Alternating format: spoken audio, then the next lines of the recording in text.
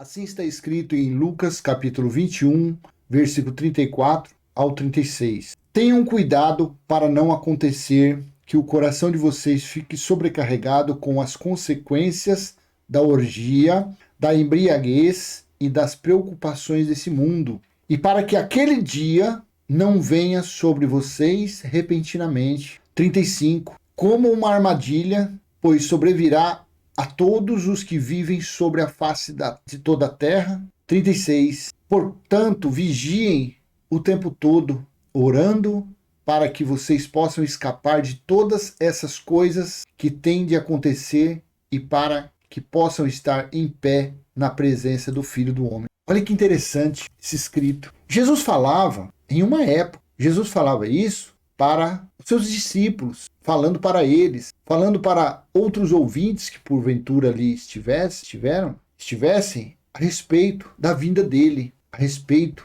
do grande dia, do dia do Senhor vir. Aí você pega esse escrito aqui e você aplica aí numa reunião de pessoas com 10 mil pessoas sentadas, 5 mil, 2 mil pessoas. Pega esses 3 versículos e fala, e lê. Aí a pessoa fala, nossa, tá vendo? Aí está escrito. Está escrito que a gente tem que tomar cuidado. Claro, esse negócio de orgia, de embriaguez, isso aí é a vida toda da pessoa. A pessoa tem que correr dessas coisas. Isso aí são obras da carne. Não somente disso. De roubo, de furto, de estupro, de adultério, de, que mais? Suicídio. É claro que o suicídio a pessoa só pratica uma vez, né? Se praticar, já era. E todas as outras. E também pegar a Bíblia e falar que dízimo é dinheiro. É mentira. Falar que diabo é um ser do mal. É mentira. Falar que o que purifica uma pessoa é mentira. Então, que diferença? Está num balaio, está num pacote, está dentro de um saco, tudo junto. O homicídio, a prostituta, a mentira, o blasfemador, o profano, está tudo junto. Tudo é obra, todas essas coisas são obras da carne. Então, tenham cuidado para não acontecer que o coração de vocês fique sobrecarregado com as consequências da orgia, da embriaguez, das preocupações do mundo, e para que aquele dia não venha sobre vocês repentinamente. Aquele dia, a religião não entendeu ainda. A teologia não entendeu ainda. Então você pega esse versículo aqui, você, um religioso, lê, uma pessoa que não está no nível que nós estamos já de entender a escatologia consumada, de entender que tudo já aconteceu, uma pessoa que não está no nível que nós estamos de saber que a Bíblia é um livro de história, nós estamos aqui contando um livro, eu estou aqui nesse vídeo contando um livro da história, uma história da Bíblia, que já aconteceu.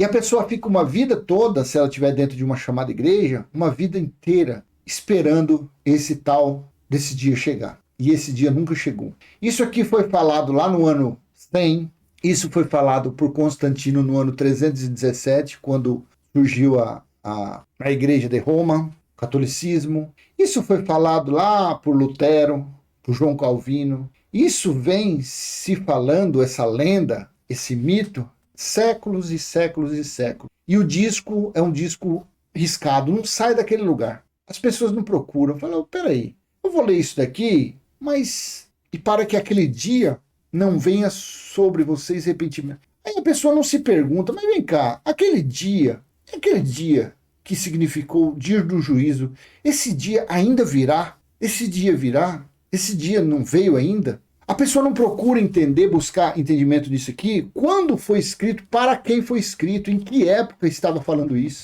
E a pessoa fica no aguardo. Não está escrito, meu pastor falou que Jesus está voltando, então eu creio, eu acredito no meu pastor. E a pessoa fica uma vida inteira sem desfrutar do reino de Deus, sem desfrutar da escatologia consumada, sem desfrutar de Deus nela. E ela fica, Pai nosso que estás no céu, santificado seja o vosso nome. Pai nosso que está em nós. Aquele dia, o dia do Senhor, o dia do juízo, isso aqui aconteceu dentro dos muros de Jerusalém no ano 70 DC. O livro do Apocalipse foi escrito para aquele dia. O livro do Apocalipse foi escrito para o juízo de Deus contra os israelitas. Você que está assistindo esse vídeo, procure estudar mais a Bíblia. Procure principalmente respeitar as épocas, respeitar quem eram os ouvintes, respeitar os remetentes, respeitar para quem foram dados as leis. Comece a partir de agora se debruçar nos escritos e procurar entender.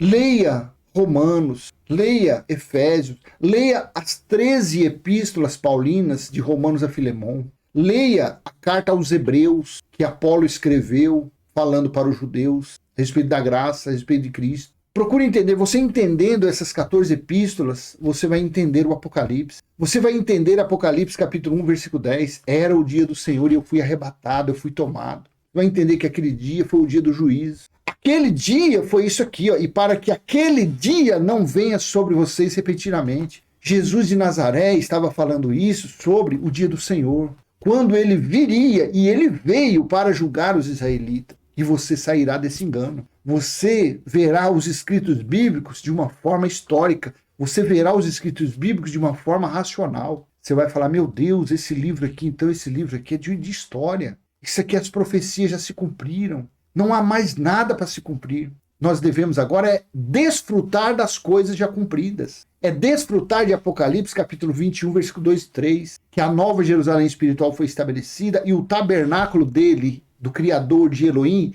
está em nós, em nosso espírito.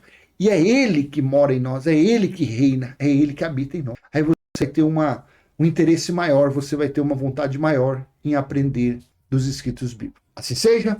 Então eu deixo essa pequena mensagem com você. Espero ter sido útil. Se foi, dê um joinha, compartilhe, se inscreva nesse canal e vamos em frente falando a respeito de histórias bíblicas. Tchau, tchau.